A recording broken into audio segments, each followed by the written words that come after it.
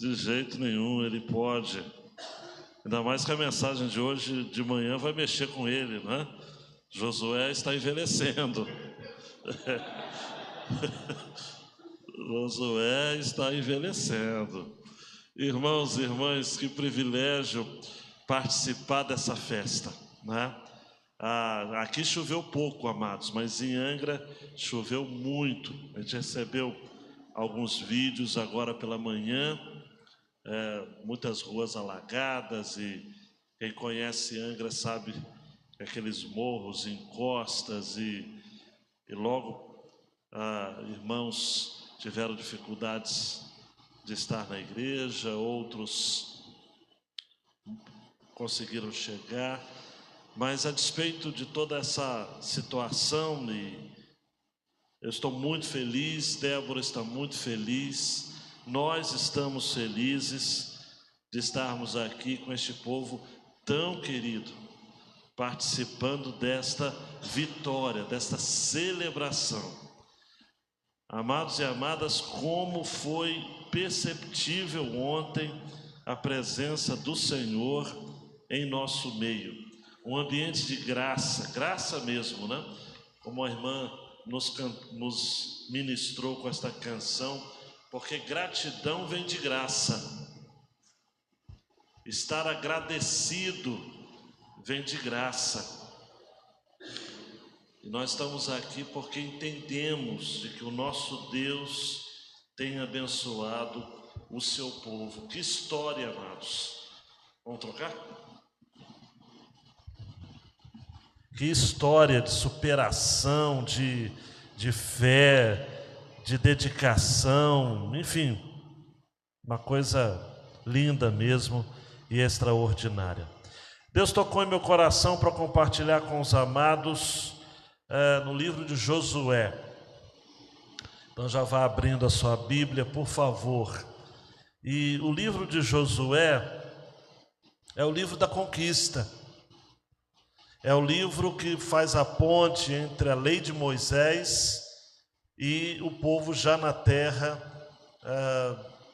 o processo dos juízes, 450 anos, até chegar à monarquia unida, monarquia dividida, exílio e volta do exílio e por aí vai.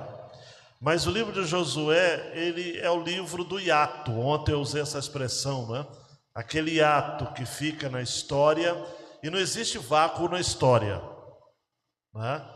Não existe vácuo na história. Eu li, estudando esse livro novamente para trazer aos irmãos, Deus é o poder por detrás de todas as conquistas. Deus é o poder por trás de todas as conquistas. É claro que é importante lembrar de pessoas, e o pastor Gerson fez questão de fazê-lo de modo nominal, claro, mas por detrás é o poder de Deus. Deus é o poder. O livro de Josué é um livro que pode ser dividido em 4 grandes marcadores. O primeiro, o povo entra na terra, capítulos de 1 a 5. Depois o povo toma a terra, conquista a terra, capítulos 6 a 12. Depois o povo divide a terra, eram 12 tribos. Como vimos ontem, 2 tribos e meia ficaram ao oriente do Jordão. As outras 9 tribos e meia ao ocidente do Jordão. Terras precisaram ser divididas entre os cabeças de cada tribo. Teve tribo que ficou com muita terra, teve dificuldade para conquistar e teve que compartilhar com outras tribos. Houve toda uma organização ali estratégica, uma verdadeira sincronia de interesses e de disponibilidades e de também ousadia para a conquista. Chegou um determinado momento, por exemplo, que ainda havia muita terra para ser conquistada, né? E o povo estava precisando realmente de uma injeção de ânimo, de uma motivação maior. Capítulo 13 vai dizer isso, né? Josué já era bem idoso e o Senhor lhe disse: você já é bem idoso e ainda ficou muita terra para ser conquistada. O processo de conquista levou em torno de 14 anos, mas depois houve alguns anos em que Josué começou a ficar preocupado. E ontem eu falei da preocupação de Josué, número 1, com a unidade do povo. Todo líder, ele percebe quais são as necessidades reais do seu povo. Então, nos 3 últimos discursos de Josué, é muito importante a gente dizer, embora alguns colegas, até não troquei mensagens com um colega que insiste em colocar Josué como profeta. Eu falei, mas onde Josué é profeta? Ele falou, não, alguns falam que ele era profeta, outros falam que ele era juiz, e outros falam que ele é um comandante militar. Eu não consigo ver Josué nem como profeta, nem como juiz. Ele é um comandante militar. Ele assume o lugar de Moisés, mas ele não assume a posição de Moisés como profeta. Tanto é que durante todo o livro de Josué vai se fazer referência ao livro da lei de Moisés. O próprio Deuteronômio termina dizendo de que não se levantaria, ou que um dia se levantaria alguém semelhante a Moisés, que não foi, obviamente, Josué. Eu acredito que você crê também que o profeta semelhante a Moisés foi o próprio Jesus. Aquele que em si mesmo reuniu os 3 ofícios, como a gente aprende em teologia sistemática: profeta, sacerdote e rei. Mas Josué, ele, embora não seja profeta, embora na Bíblia hebraica o livro de Josué está entre os profetas, mas aí é uma outra questão que eu não vou entrar nesse detalhe aqui. O livro aponta para uma realidade de ensino também, de observância à aliança. Por isso é um profeta. Não na acepção de alguém que fala em nome de Deus, mas fala da aliança que Deus teve com o seu povo. Na divisão da terra 13 a 21, eu li o capítulo 13, versículo 1. Muita terra para ser conquistada. Então, precisou se desenvolver um trabalho ali pesado, que levou muito tempo. Levou muito tempo. Porque, amados, qual o grande perigo que a igreja passa depois de uma conquista como a que os irmãos estão tendo? João Paulo, a acomodação. Eu disse ontem, vou repetir hoje. Porque a gente percebe isso, amados. Ao longo, pela graça de Deus, pastor Gerson, estou completando 30 anos de ministério. Na mesma igreja. Eles com muita paciência comigo e eu desfrutando da misericórdia do Senhor. Eu já vi muitos momentos de conquista gerarem depois uma acomodação incrível. Josué estava preocupado.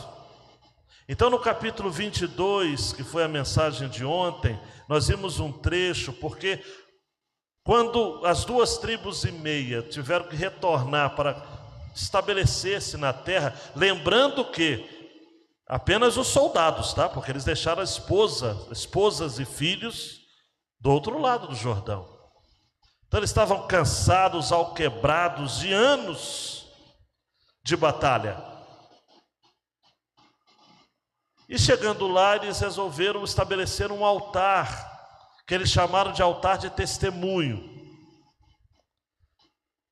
Não havia o WhatsApp, nem e-mail e tudo, mas chegou para uma Quem sabe uma Rádio Povo? Rádio Povo sempre existiu, né? A Rádio Povo lançou uma notícia ao outro lado do Jordão, para as outras 9 tribos e meia. Todo mundo sabe que haviam 12 tribos, não é? Olha, eles estão edificando um altar a um Deus rival. Eles estão se tornando idólatras. Logo se prepararam para a batalha. Israel gosta de guerra, né? Até hoje, né? Então logo se prepararam para uma batalha. Alguém então, sabiamente, teve a ideia de mandar alguns líderes do povo para ouvir. E ontem eu falei sobre isso, não vou insistir nesse ponto. Muitas tragédias poderiam ser evitadas na igreja, na família, no trabalho, nos nossos relacionamentos, até de amizade, se a gente parasse para ouvir o outro. Era apenas uma questão de ouvir o outro. Atenção, irmãos, se colocar no lugar do outro. Usando uma expressão, quem sabe de um provérbio oriental, calçar os sapatos do outro. Mahatma Gandhi costumava dizer de que não se conhece ninguém sem antes comer 1 quilo de sal com ele ou com ela. Ouvir o outro, se colocar no lugar do outro, andar com os sapatos do outro, são princípios de sabedoria. E aí houve a explicação lógica. Não, esse é um altar de testemunho para que as futuras gerações... Olha só, o pastor Wellington gravou o vídeo e falando sobre isso, né? Para que as futuras gerações se lembrem de que tanto as 9 tribos e meia do ocidente do Jordão, quanto as 2 tribos e meia do oriente do Jordão fazem parte do mesmo povo. Fazem parte do mesmo povo. A pendenga foi resolvida, não houve nenhuma guerra fratricida, guerra entre irmãos. Serviu-se de testemunho de que o Senhor era Deus entre o povo. Mas aí vem o capítulo 23. E neste capítulo há uma solene convocação. É o segundo discurso, penúltimo, né? Discurso de Josué ao povo, dizendo: vocês devem se esforçar em observar e cumprir a lei de Deus. Como que uma conquista cria base para outras conquistas? A partir de fundamentos. Nós precisamos estabelecer fundamentos sólidos nas nossas igrejas e, por consequência, nas nossas famílias. E esses fundamentos sólidos passam inexoravelmente, inevitavelmente, pela palavra de Deus. Os nossos jovens precisam de fundamentos para entrar nas universidades, para entrar no mercado de trabalho. As igrejas hoje que perseveram historicamente são aquelas que têm fundamentos, porque aquelas que vivem de ondas, ou fazendo uma brincadeira com a palavra, né, de eventos, né? Eventos. O vento levou, não tem base. Tem igreja, amados, que é como palha espalhada pelo vento. Atividades que vão, que ficam, que vão de novo. Não se estabelece, vivem de modismos. Modismos. O que está dando certo? Qual é a cor que está na moda? Qual é o culto que está aí? Culto rosa, culto azul, culto verde, culto preto. Então você tem de tudo. a música A, a música B. Eu não estou falando de estilo apenas, eu estou falando de tendência que o mundo coloca de maneira a pressionar a igreja, e que a igreja deve dizer não. A nossa base é a palavra de Deus. Então a mensagem desta manhã será essa: nossa determinação em seguir a Deus e a sua palavra devem ser alvo de todo o nosso esforço e empenho por toda a nossa vida.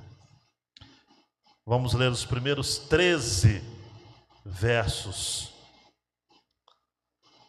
do capítulo 23 de Josué. Muito tempo havia se passado desde que o Senhor tinha dado a Israel repouso, descanso, de todos os seus inimigos ao redor.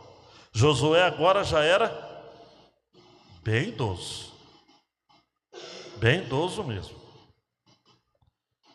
Ele chamou todo Israel, os seus anciãos, os seus chefes, os seus juízes e os seus oficiais. Prestem muita atenção naquilo que um homem de Deus idoso tem para dizer, porque geralmente as últimas palavras são as mais importantes de sua vida. Ainda não são as últimas palavras de Josué. As últimas palavras de Josué nós vamos ver à noite, se o Senhor permitir, hoje à noite. Mas essa, preste atenção: já estou bem velho, e vocês já viram tudo que o Senhor seu Deus fez com todas essas nações por causa de vocês. Porque o Senhor seu Deus é o que lutou por vocês. Vejam bem, por sorteio eu reparti entre as tribos de vocês essas nações que restam, juntamente com todas as nações que tenho eliminado desde o Jordão até o Mar Grande, na direção do pôr do sol. O Senhor seu Deus as afastará e as expulsará da presença de vocês, e vocês tomarão posse das terras dessas nações, como o Senhor seu Deus prometeu. Até aí tudo bem, o Senhor vai conquistar, não é? Mas preste atenção, aí é que entra aquela relação, soberania de Deus, responsabilidade humana. Versículo 6: portanto, esforcem-se muito para guardar e cumprir tudo que está escrito no livro da lei de Moisés, para que dela não se afastem nem para a direita nem para a esquerda, e para que não se misturem com essas nações que restaram entre vocês. Não façam menção dos nomes de seus deuses, nem jurem por eles.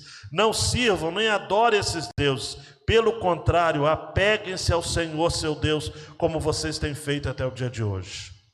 Porque o Senhor expulsou de diante de vocês grandes e fortes nações, e até o dia de hoje ninguém conseguiu resistir a vocês.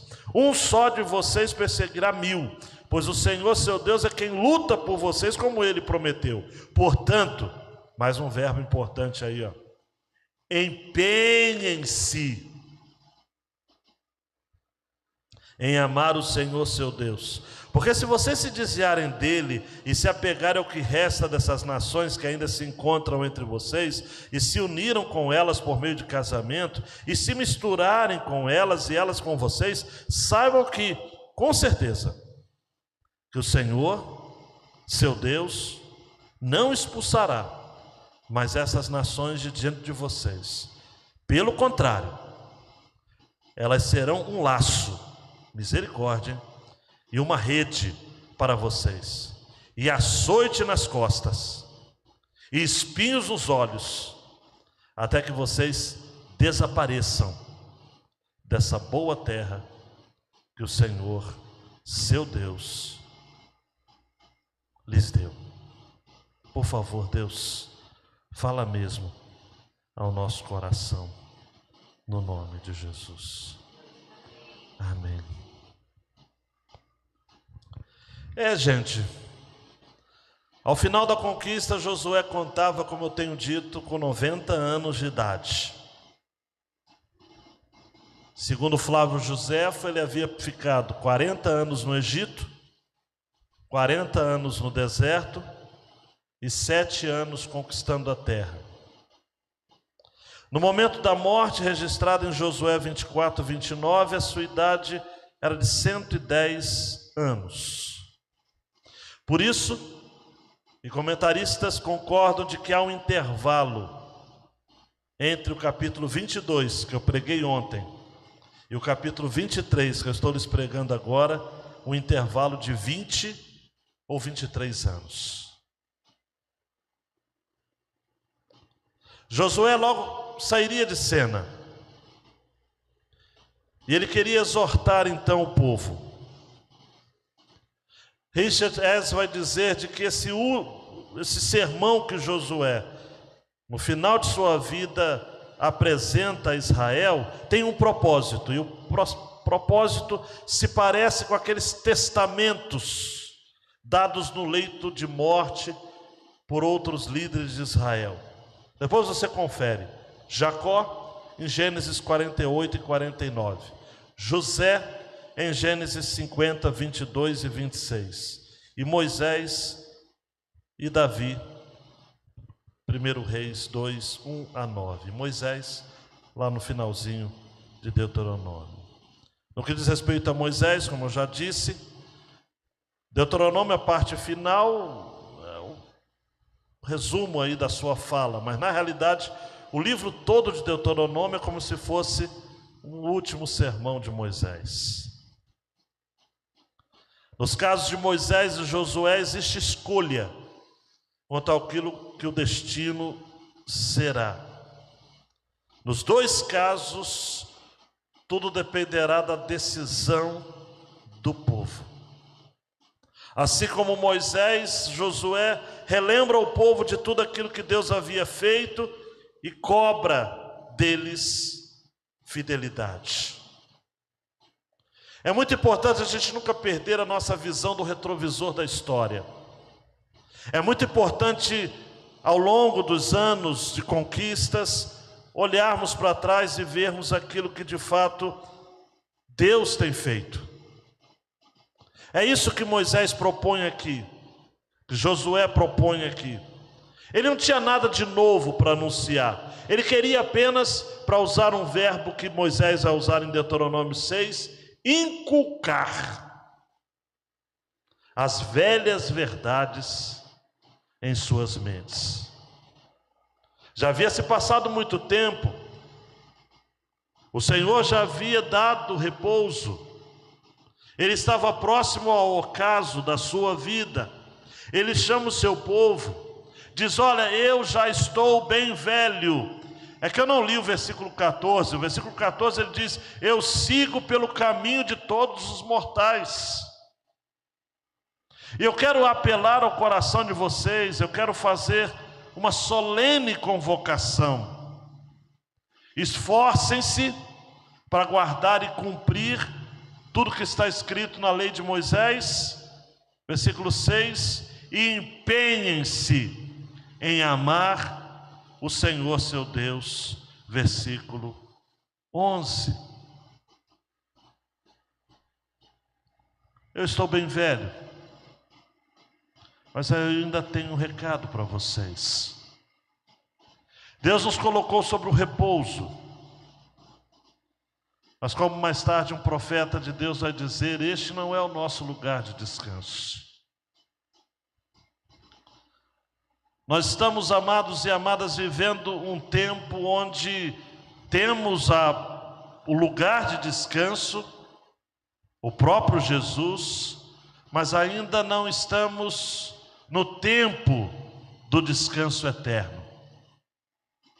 Ainda há muito a ser feito. O próprio Jesus, ao longo do seu ministério, sempre procurou deixar claro de que havia uma comissão, havia necessidade de se fazer a missão de Deus com a autoridade de Deus. Veja lá em Mateus capítulo 10, quando Jesus chama para si os seus discípulos, chamando-os de apóstolos. E a palavra apóstolo significa aqueles que são enviados com uma missão. E a missão estava ali: expulsar demônios e curar toda sorte de doenças e de enfermidades. Imediatamente depois da chamada, da nomeação dos discípulos, eles foram enviados para a missão. Nós não podemos, meus irmãos, minhas irmãs, nos acomodarmos, porque não há inatividade no reino de Deus. O reino de Deus é um reino de trabalho. De trabalho. Há sempre algo mais para ser feito. Quando Jesus estava sendo assunto aos céus, ele disse: olha, eu estou lhes dando autoridade, ser-me-eis testemunhas.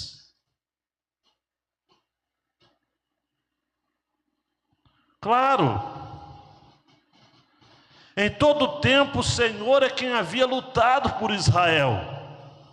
Deus é o poder por detrás das conquistas.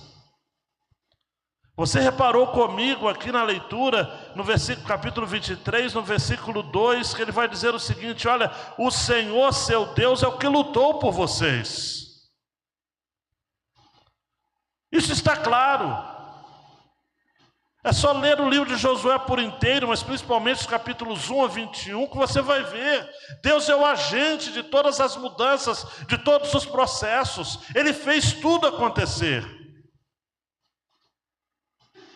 Só nesse capítulo que lemos aqui, as referências ao Senhor, versículos 1, 3, 5, 8, 9, 10, 11, 13, 14, 15, 16, praticamente todos os versos existe o nome Senhor. Quem é o personagem principal do livro de Josué? Deus, não é o Josué. Deus deu a terra, Deus pelejou contra os inimigos, Deus que deu a posse à terra.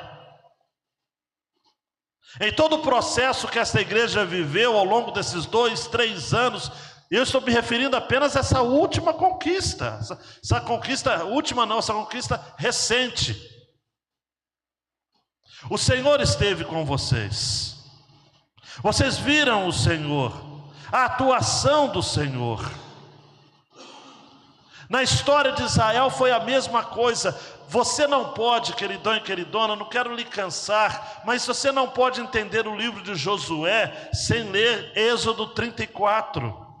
Porque em Êxodo 34, versículos 10 em diante, é que o Senhor estabelece a aliança com Moisés e com o povo que ainda estava na caminhada rumo à terra prometida. Demorou 40 anos, amados, não é porque a jornada era longa, quantitativamente ou quilometricamente falando, absolutamente, mas porque o povo não estava preparado, amados. Um comentarista famoso, o pastor Gerson, vai dizer de que Deus precisou de uma noite para tirar o povo do Egito e 40 anos para tirar o Egito do povo.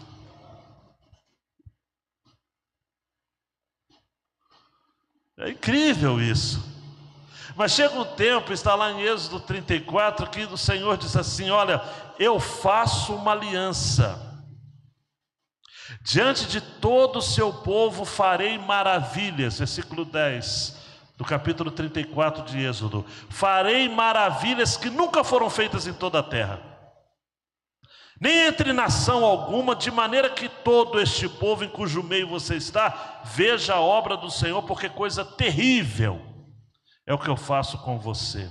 Observe o que hoje eu ordeno a vocês: eis que eu expulsarei da frente de vocês. E aí Deus, amados, vai citando a Moisés todos os povos que seriam derrotados por Josué: amorreus, cananeus, heteus, fariseus, heveus e jebuseus. Só que a ordem, a orientação era clara: abstenham-se de fazer aliança com os moradores da terra para onde vocês vão, para que isso não seja uma armadilha. É interessante que essa palavra armadilha, laço, vai aparecer nos versos 13, no verso 13 desse texto que lemos de Josué.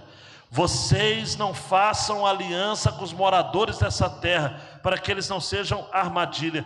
E aí só tem que citar isso. Leia depois o livro de Juízes e você vai entender o que aconteceu. Justamente isso.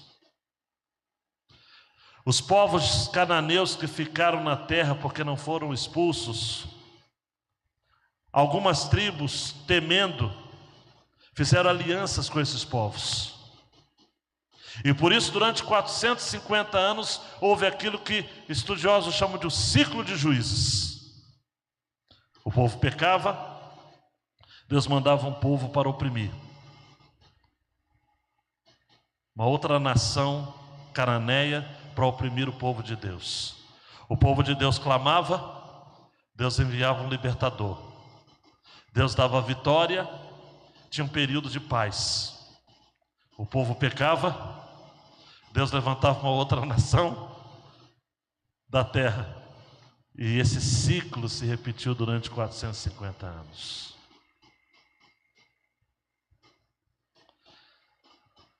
A minha e a sua história não precisa ser assim. Porque o livro de Juízes foi escrito como alerta. Porque todos os juízes apontavam para o libertador por excelência, que é Jesus. A partir do fato de que temos Jesus como Senhor da igreja, por mais que nós entendamos os ciclos humanos, à medida que esta igreja, à medida que o povo de Deus tiver fé,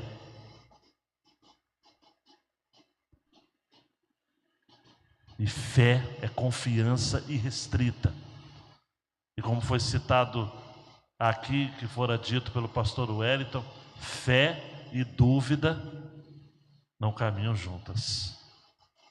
Nem ansiedade. Alguém já disse que quando a fé entra numa porta, a ansiedade sai pela porta dos fundos.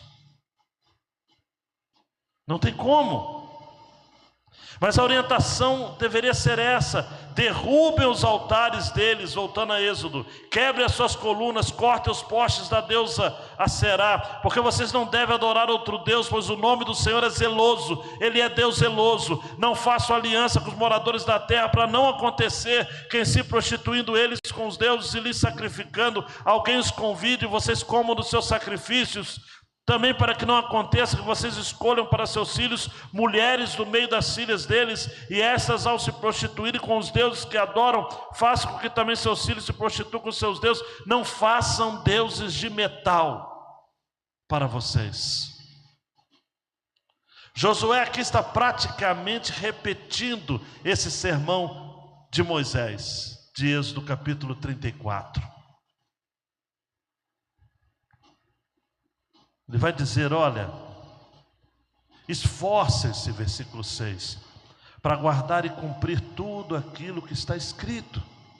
Não se misturem com as nações, não sirvam outros deuses, porque o Senhor expulsou diante de vocês nações grandes e fortes. Foram 7 nações derrotadas pelo povo de Deus. Empenhe-se em amar o Senhor.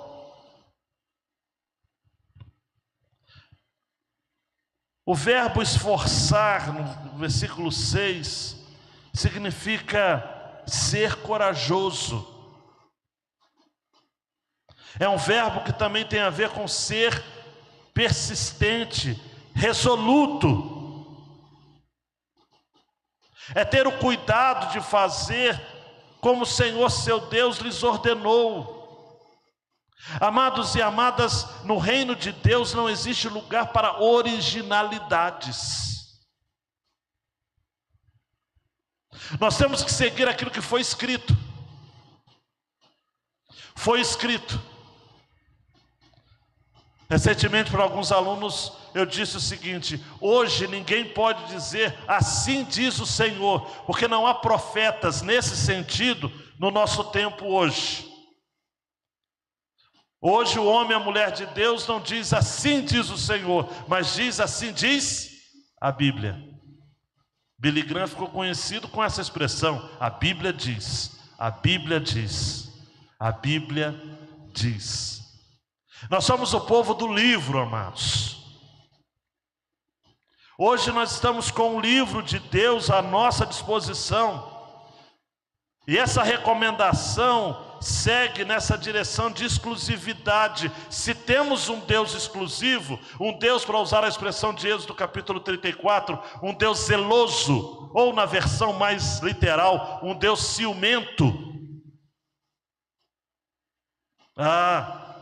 O culto tem que ser só para Ele. A vida tem que ser só para Ele. Isso explica a postura radical de não se manter aliança com os povos nativos.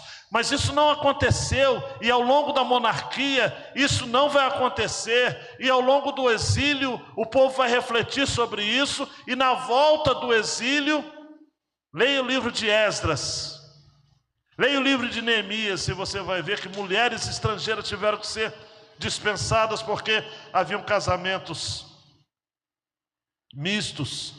Não era por uma questão de casamento em si, mas era porque outras divindades foram acolhidas no seio de Israel. Deus não admite, amados e amadas, ser dividido em sua glória com outros deuses. O salmista vai dizer de que Ele está acima de todos os deuses. Diante dos outros deuses nós cantamos louvores ao nosso Deus. Deus já havia deixado claro em Moisés, no seu último sermão, no capítulo 7 de Deuteronômio: não fiquem apavorados, vocês expulsarão, ou melhor, o Senhor seu Deus expulsará essas nações pouco a pouco. Vocês não poderão destruí-las todas de uma vez, para que as feras do campo não se multipliquem. Mas o Senhor seu Deus as entregará nas mãos de vocês e causará grande confusão até que elas sejam destruídas. Ele entregará nas mãos de vocês os reis dessas nações, para que vocês apaguem o nome deles da face da terra. Ninguém poderá resistir a vocês. Queimem as imagens de escultura dos deuses desses povos. Não cobicem a prata, o ouro que estão sobre as suas imagens, nem fiquem com isso para vocês, para que não seja uma armadilha. Mais uma vez essa expressão, uma armadilha para vocês. Não levem coisa abominável para casa, para que vocês não sejam amaldiçoados juntamente com ela. É que é impossível não falar desse texto sem falar um pouco da mensagem da noite. Josué vai ser obrigado a dizer o seguinte: olha, abram mão dos deuses que vocês têm. E se Josué está falando isso, é porque ele sabia, amados, que havia a tenda do Zé, que havia uma divindade ali. A tenda do Joaquim também havia uma divindade. A tenda da Maria também tinha outra divindade. Ou até mais do que isso. Preste atenção aqui comigo. Mais do que isso, Ezequiel capítulo 14 vai dizer que existem os tais dos ídolos do coração, que não são ídolos formados de metais, mas são ídolos mentais, ídolos do coração. A idolatria é terrível, amados e amadas. Tem acompanhado a história do povo de Deus. É a idolatria que faz a igreja se aliar ao poder político, ao Estado. É a idolatria que faz irmãos nossos se dedicarem muito mais à conquista de bens materiais do que à conquista de almas, de vidas preciosas para o Senhor. É a idolatria. Mas o povo de Deus precisa se apegar ao Deus de Israel. Nós temos, amados, um Deus que luta em prol do seu povo. Isso é algo que dispensa comentários. Por isso o versículo 11 vai dizer: empenhem-se, façam um esforço concentrado em amar. Se desviem das nações que ainda se encontram entre vocês. Não se unam com elas por meio do casamento. Não se misturem com elas. Mantenham o povo santo, separado. Porque se isso não acontecer, o Senhor vai permitir que essas nações sejam um laço, rede, açoite nas costas, espinhos nos olhos, até que vocês sejam desaparecidos sobre a face da terra. Queridão, queridona, por misericórdia, Deus ainda tem mantido a sua aliança leal com o seu povo. Tudo que essa igreja está vivendo hoje é por misericórdia. Essa igreja deveria, a plenos pulmões, recitar juntos Isaías 64:4. Porque desde a antiguidade não se ouviu, nem com os ouvidos se percebeu, nem com os olhos se viu Deus além de ti, que trabalha para aquele que nele espera. Esforço e empenho. Empenho excessivo. A despeito daquele povo, amados e amadas, não terem cumprido essas exigências. E as nações no livro de Juízes e depois em Reis, em Crônicas, vão continuar servindo de laço, rede, espinho. Mesmo assim, o Senhor mantém-se fiel a Ele mesmo, em nos abençoar como povo de propriedade exclusiva. É incrível como que em Jesus, amados, aqueles que não eram agora são. Em Jesus, aqueles que faziam parte de um povo corrupto, como diz Isaías, o seu chamado: eu sou um homem de lábios impuros e habito no meio de um povo de puros lábios, mas os meus olhos viram o Rei. Por graça e misericórdia de Deus, amados, Deus sempre tem um remanescente fiel, um povo fiel. E através de Salomão, o Senhor vai ministrar, levando Salomão a experimentar aquilo que está em 2 Crônicas 7,14. Se o meu povo, que se chama pelo meu nome, se humilhar e orar e buscar a minha face e se arrepender dos seus maus caminhos, então eu ouvirei dos céus, perdoarei os seus pecados e sararei a sua terra. Tem sido assim. Tem sido assim. No século 7, por exemplo, antes de Cristo, nos estertores do povo do Reino do Sul, povo de Judá, no finalzinho da história, faltando pouco tempo para Nabucodonosor entrar, cercar a cidade, tomá-la por inteiro, o Senhor levanta um homem de Deus chamado Abacuque. E no livro do profeta Abacuque são 3 capítulos, 2 de lamentos e 1 de louvor. O que significa, amados e amadas, de que a história do povo de Deus é formada nessa progressão, que talvez para alguns seja uma progressão meio que estranha, mas é de lamento para o louvor. É assim que Deus trabalha. É assim que Deus queria trabalhar junto com o povo, e Josué quis inculcar isso na cabeça daquele povo. Eu estou ficando velho, eu não vou ver com os meus olhos, mas eu quero deixar para vocês um recado, uma recomendação.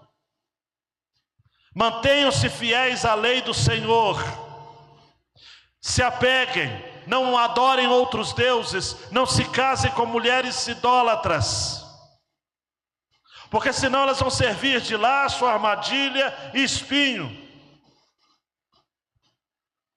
E o Senhor vai fazer vocês desaparecerem no chão da história. E essa é a fala que o Senhor quer deixar a esta igreja nesta manhã. Mantenham-se fiéis à palavra de Deus. Eu não sei, amados e amadas, como será o futuro. As situações que estão ocorrendo, as tendências, aquilo que podemos antever, é de que serão tempos difíceis. Paulo, escrevendo a Timóteo, vai dizer tempos penosos em sua segunda carta. Tempos difíceis. Mas vamos para casa com algumas observações. Primeiro, esforço e empenho. Nós temos de percrustar os nossos corações, cada um de nós, perscrutar o nosso coração, no sentido de que se há algum ídolo. Ídolo é tudo aquilo que a gente absolutiza na vida. Há o ídolo da aprovação, da aceitação, do controle, do arbítrio sobre a nossa vida e sobre o nosso destino. A ansiedade denuncia o ídolo, o medo também. Precisamos entender, queridão e queridona, de que há de fato no nosso coração o impulso de se fabricar ídolos. Martinho Lutero, no seu Catecismo Maior, escrito em 1529, vai explicar por que na concepção dele os 10 mandamentos começam com um mandamento contra a idolatria. E a pergunta é: por que o primeiro mandamento é contra a idolatria? E ele explicou: porque a motivação por trás da quebra das leis está na idolatria. Nós nunca quebramos os demais 9 mandamentos sem quebrar o primeiro. Por que fracassamos quanto a amar, manter promessas ou viver sem egoísmo? É porque somos fracos e pecadores. Mas a resposta específica é: existe algo que você sente que tem que ter para ser feliz, algo que é mais importante no seu coração do que o próprio Deus. E Lutero continua brilhantemente: nós não iríamos mentir, a não ser que fizéssemos algo primeiro: aprovação humana, reputação, poder sobre os outros, vantagem financeira, mais importante e valioso ao nosso coração do que a graça e o favor de Deus. Logo, o segredo para mudar é identificar e desmontar os falsos deuses em nosso coração. Veja se há em mim algum caminho mau. Senhor, no que eu estou baseando a minha vida? Senhor, será que eu estou vivendo com medo de ofender os outros ou o desejo de agradar aos outros? Será que eu estou com medo de ser considerado alguém radical e por conta disso eu tenho feito concessões, pequenas concessões? Será que falta em mim uma observância mais estrita à lei de Deus e algum ponto dos seus mandamentos? Nós precisamos aprender a obedecer, amados. Há uma inflexível relação entre a nossa obediência no presente e os atos de Deus em nosso passado. Há uma conexão entre a exigência de obedecer os mandamentos e o fato declarado previamente de que Deus tem feito coisas grandes ao seu povo.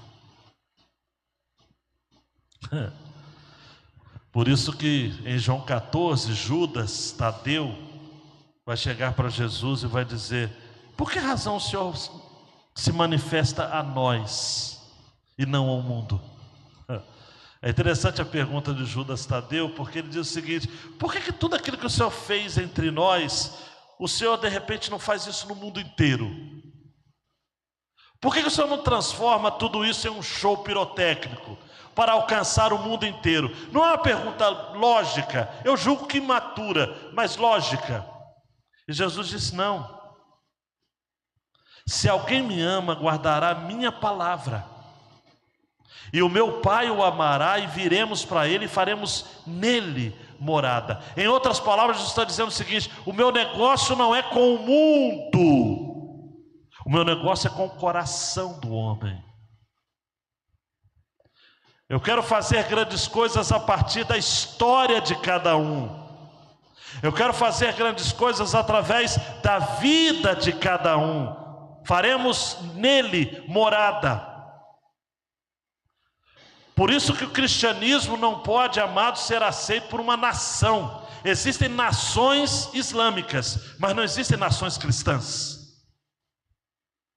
Porque o islamismo pode ser algo de Estado, a partir da implantação da Sharia, a lei islâmica. Agora, o cristianismo não pode ser imputado ao povo, não pode ser dado ao povo uma observância irrestrita e obrigatória de servirem a Deus, porque cada um serve a Deus de acordo com o seu coração e com a sua iniciativa pessoal. Nós temos valores cristãos no mundo, mas esses valores cristãos estão debaixo da influência de pessoas cristãs. Eu não sei como você vai ouvir isso, mas deixa Deus usar e agir. Deus não tem compromisso com estruturas. Deus tem compromisso com pessoas. Jesus diz: se alguém me ama, Judas Tadeu, guardará a minha palavra, e o meu Pai o amará, e viremos para ele, e faremos nele morada. Eu li recentemente do Ronaldo Lidório e quero me apropriar para ilustrar, terminando esta mensagem. Quer entender de maneira mais clara como que é a nossa relação com Cristo? Porque o fim da lei é Cristo, diz Romanos capítulo 10, para a justiça de todo aquele que crê. Quando Josué fala: eu quero que vocês se esforcem para guardar e cumprir toda a lei de Moisés, nos nossos dias hoje, toda a lei de Moisés está em Cristo. Porque o fim da lei é Cristo. O propósito da lei foi apresentar-nos a Cristo. Paulo vai dizer aos Gálatas que a lei nos serviu como aio, como escravo que nos ligou a Cristo. Quer uma história para ilustrar isso? Imagina um órfão abandonado em uma grande cidade. Ele não tem nada, ele não é nada. Não há ninguém por ele. Ele vive desprovido de qualquer direito, reconhecimento, herança. Ao passar pelas ruas, ninguém sabe seu nome. Ninguém vê os seus olhos, as suas dores. Ninguém se importa. Esse órfão abandonado numa grande cidade está misturado com a corrupção, com o pecado, com a tristeza daquela cidade. Ele está perdido. Mas imagina que certo dia um rei chega à cidade acompanhado do seu filho, o príncipe, e com um exército impressionante. Eles caminham pelas ruas e, para a surpresa de todos, entra uma sarjeta imunda, mal cheirosa, e ali o príncipe olha, lança o seu olhar sobre o órfão e o chama pelo nome. O órfão levanta a cabeça trêmulo, pensando tratar-se de outro, pois não traz consigo nenhum mérito, nem virtude, nenhum sobrenome ou título, e como ninguém lhe chamava pelo nome, ele até estranhou. Apenas ele tinha chagas e dores. Mas como ninguém o conhecia, o príncipe olha para o pai, sorri e diz: é ele. Imagina essa situação. Tomando de espanto por não saber do que se tratava, nem mesmo daquela multidão ao redor, o órfão ouve a voz do príncipe, chamando seu pai, o rei, que corre ao encontro e chama-o pelo seu nome mais uma vez e diz: você é meu, você é minha família, você é príncipe. Imagina então todos caminhando abraçados para a saída da cidade.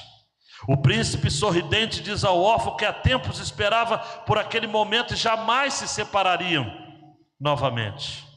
O órfão, com uma mistura de êxtase e dúvida, andando entre o rei e o príncipe, vestindo um manto real, vira para o príncipe e pergunta: por que eu?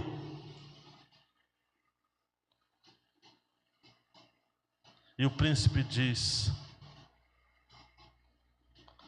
porque eu escolhi. Porque eu o escolhi.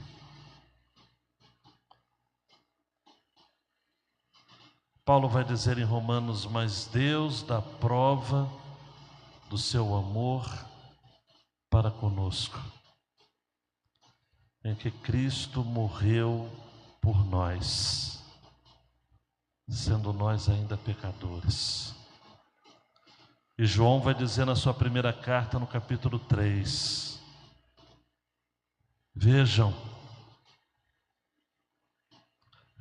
que grande amor. No original, a palavra grande é a mesma palavra que poderia ser traduzida como alienígena. Que alienígena, um amor fora da nossa estratosfera. Que grande amor nos tem concedido o Pai, de sermos chamados filhos de Deus.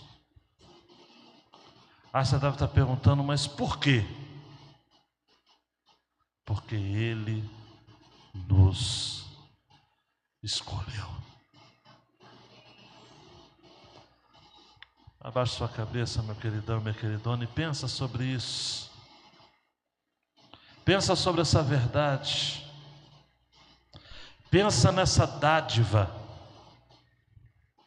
Assim como Deus não escolheu Israel, Deuteronômio vai estar dizendo, porque eles eram grandes e numerosos, mas porque Ele havia tomado a decisão de amá-los. Ao longo do Antigo Testamento, Deus está renovando essa aliança de amor. Amor por quem Ele havia escolhido. Amor por quem Ele havia decidido amar. E a partir então da observância da lei do Senhor e desse empenho em amá-lo, Ele manteve ao longo da história um remanescente fiel, mesmo diante da armadilha, rede e laço.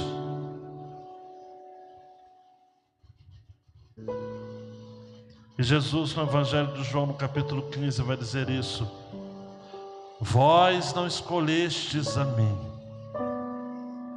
mas eu vos escolhi a vós, e vos designei para que vades e deis fruto, e o vosso fruto permaneça. Você, como povo de Deus, tem essa responsabilidade de viver para Deus. Se você pudesse levantar, o faça. Vamos orar juntos. Colocando a mão no seu coração, diga: Senhor, obrigado por eu fazer parte do seu povo. E hoje eu tenho essa responsabilidade de continuar